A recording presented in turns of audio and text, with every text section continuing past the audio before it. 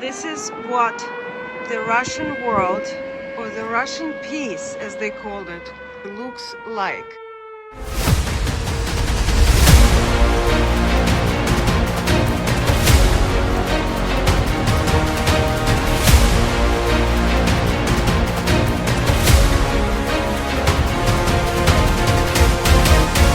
I am Zarina Zabrisky and I am talking to you. I'm in Mykolaiv Zoo. The Mykolaiv Zoo has been bombed for 8 months, just as the rest of the city of Mykolaiv.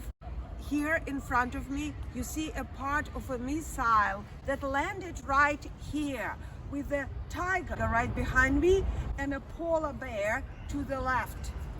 To the right, couple of cages behind, or the open spaces, I should say, behind me, is the family of young lions. We are about to discover what any patron of the Mykolaiv Zoo would normally find. Here's the lynx. This is a very young puma. Sculptures covered, perhaps from the rain or maybe from the bombing.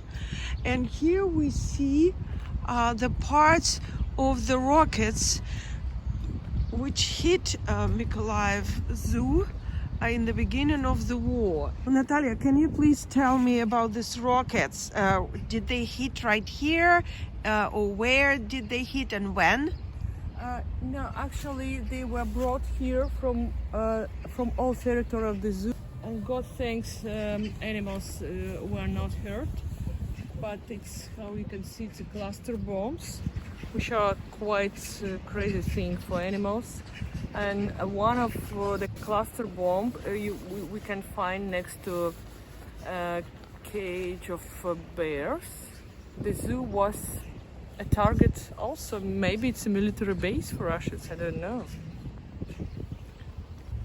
On the 5th day of the full-scale Russian aggression, February 28th, the first rocket hit Mykolaiv Zoo right next to the polar bear enclosure. Over the course of the war, 9 missiles hit the territory of Mykolaiv Zoo. A raccoon from Kherson was stolen by the Russians because apparently raccoon is a very rare animal in this part of the world, to which I say, come to California. We have them by my garbage bin daily. Well, this raccoon is still happily home in Mykolaiv. Mykolaiv Zoo has to be renovated, and the renovation plan should start in March of 2022. And all these old cages should be changed to a new. One of the examples is the new cages we can see behind us. But unfortunately, the renovation process was stopped because of the war. We really hope it will be continued later. And so the cages we're seeing now for these animals, they are old cages to be replaced. Yeah, they had to be replaced this year. The largest collection of animals in Ukraine, 400 species. The total number is about 4,000 animals. This is a big zoo, even for Europe. Right now is the hardest season, December, January, February, dead season, very few visitors. And right now there are very few people left in the city, about 230,000 left only, and the war is going on. The air raids are going on all the time, and at such moments we need to take people to safety. And this note wins the prize. It says, attention, in case of an air raid, please go to the pavilion for elephants, primates, or aquaterrarium. We can't even have any excursions, and in general we have quite a few programs for both children and adults.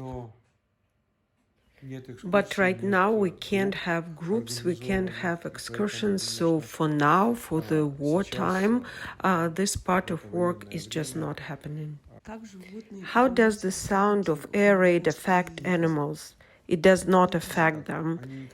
Nothing happens. I don't want to lie to anyone. I spoke about that many times. I don't want any hype and speak about stress. I haven't seen any of our animals stressed.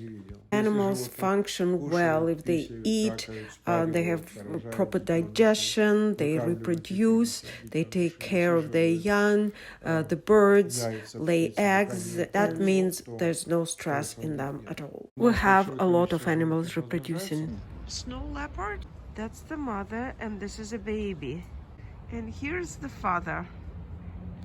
So she gave birth during the war. In March 2022, as Mykolaiv was being bombed almost on a daily basis.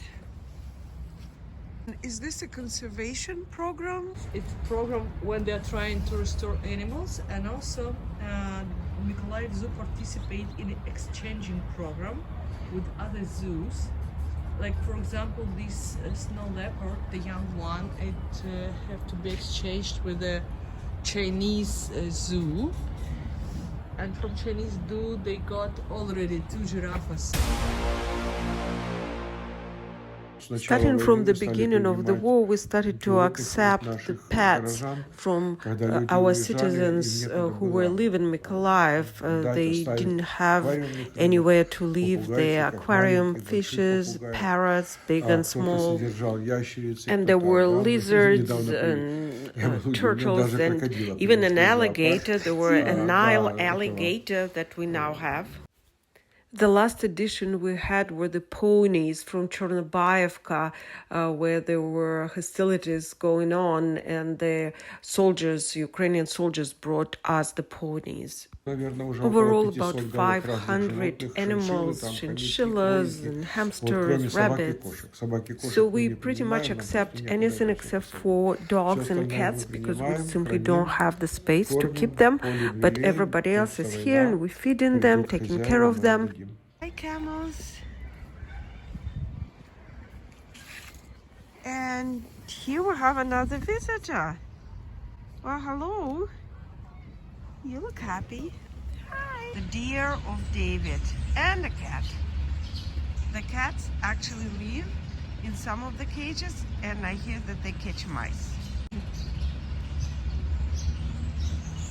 Przevalsky horses that also can be found in Chernobyl, and that's where I'm heading pretty soon. So stay with us, subscribe, and give us a like to catch that program soon.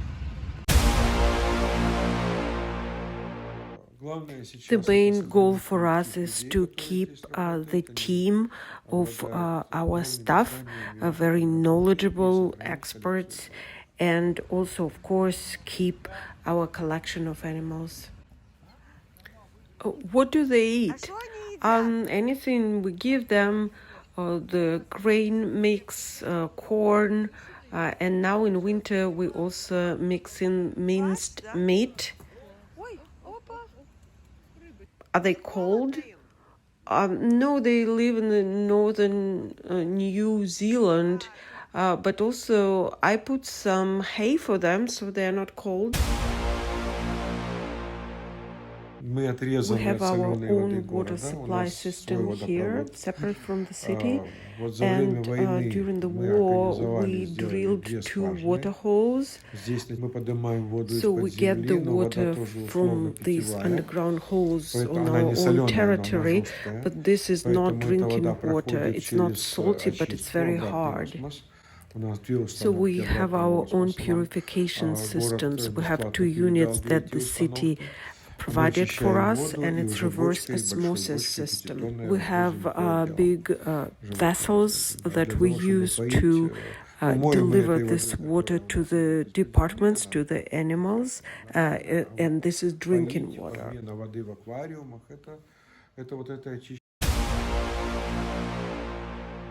Here we have a family of lions. There are 3 young daughters. They're actually in a cage behind.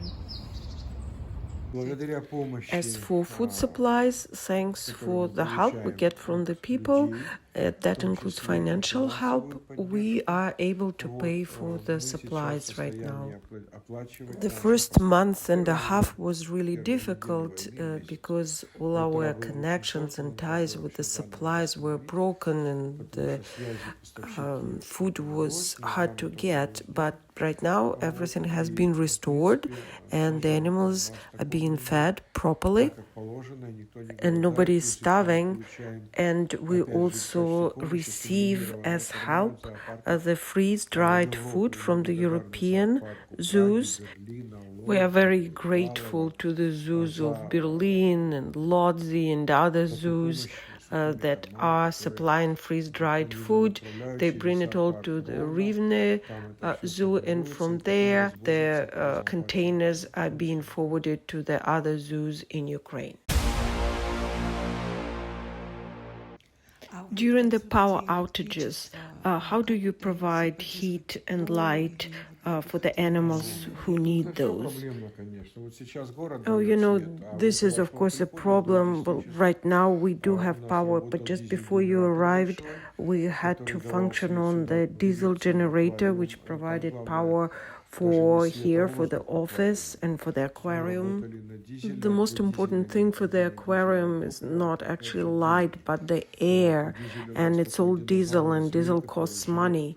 And we have 4 smaller diesel generators. One is needed for the primates department, where the heating system being operated by the pumps for the gas. And we really need a big generator, like 20 kilowatt plus, maybe for the water well, for the pump, in order to be able to do the reverse osmosis for the water purification. And the generator is also needed in order to heat the premises. Thank God there are no extreme cold weather conditions as of now. We missed our zoo. Which animal did you like the best? The giraffe. The giraffe, of course. We didn't get to see it before the war, and so now we came specifically to see the giraffe and loved it. It's the first time we came since the war started, and everything is so great here, so clean, and of course we will come again. Here we have a petting zoo, which is made like a farm, with turkey and a special 4-horned, rams, 4-horned rams, and a very protective doggy. 12 when I started volunteering at the zoo, and only the Mississippi alligator is older than myself here in the zoo. How long do you think I've been working here? 44 years. I've been here at the zoo working for 44 years. I am the director of the zoo for 21 years. Before that, 10 years, I was a deputy director of the zoo. And before that, I worked at the predators department and primates, and always at Mykolaiv. They have invited me to work at Kyiv Zoo to be a director, but I refused. This is the mayor of Mykolaiv, Mr. Sienkiewicz, that we have interviewed last week. Someone's tears are streaming down the window glass. The whispering rain does not promise me peace. Is it the thunder rumbling, or is it war, or the creek? Take away the sadness to the bottom.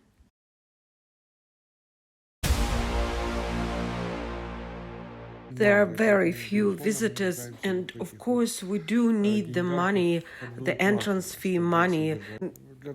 To support Mykolaiv Zoo, you can go to the Mykolaiv Zoo website and buy a ticket online. We understand that people who live in Germany or Australia won't be able to visit our zoo right now, but nevertheless this money will support us at the time of the war and will help our animals to survive.